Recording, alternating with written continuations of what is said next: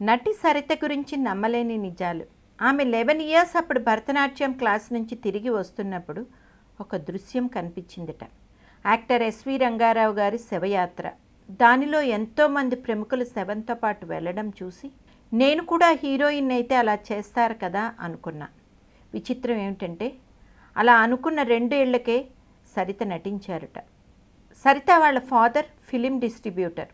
ఒకరోజు నాన్నకు బాలచంద్ర గారి ఆఫీస్ నుంచి ఫోన్ వచ్చింది. ఆఫీస్కి మీ అమ్మాయిని తీసుకురండి అని చెప్పారు.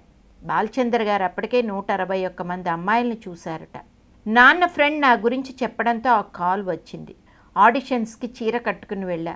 దానితోనే డ్యాన్స్ చేసి డైలాగ్ని అలవోకగా చెప్పడంతో ఆడిషన్స్లో సెలెక్ట్ అయ్యి ఇంటికి వెళ్తుంటే కమల్ హాసన్ పక్కన నువ్వే హీరోయిన్ అన్నారు.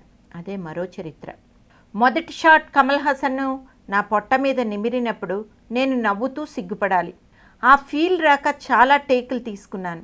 ప్యాకప్ చెప్పారు. అసిస్టెంట్ డైరెక్టర్ సీన్ వివరంగా చెప్పారు. నాకు కూడా కసి పెరిగింది.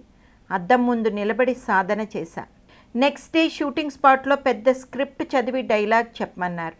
సర్ప్రైజ్, ఫస్ట్ టేక్ ఓకే అయ్యింది. లాస్ట్ డే నన్ను టార్చర్ పెట్టిన సీన్ కూడా బాగా వచ్చింది. మూవీ రిలీజ్ అయింది. 1 నైట్లో స్టార్ హీరోయిన్ అయిపోయాను. ఆఫ్టర్ 1 ఇయర్ బాలచంద్ర గారు ఒక మ్యాగజైన్కి ఇచ్చిన సమాచారం చదివి షాక్ అయ్యా.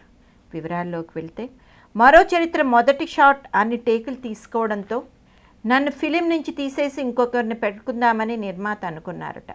బాలచంద్ర గారు ఇంకొక రోజు చూసి పంపేద్దామని నిర్మాతతో చెప్పారట, ఒప్పించారట. నా అదృష్టం బాగుండి నేను కూడా బాగా చేయడంతో ఇప్పటి వరకు నటిగానే కొనసాగుతున్నానని సరిత ఒక ఇంటర్వ్యూలో చెప్పారు.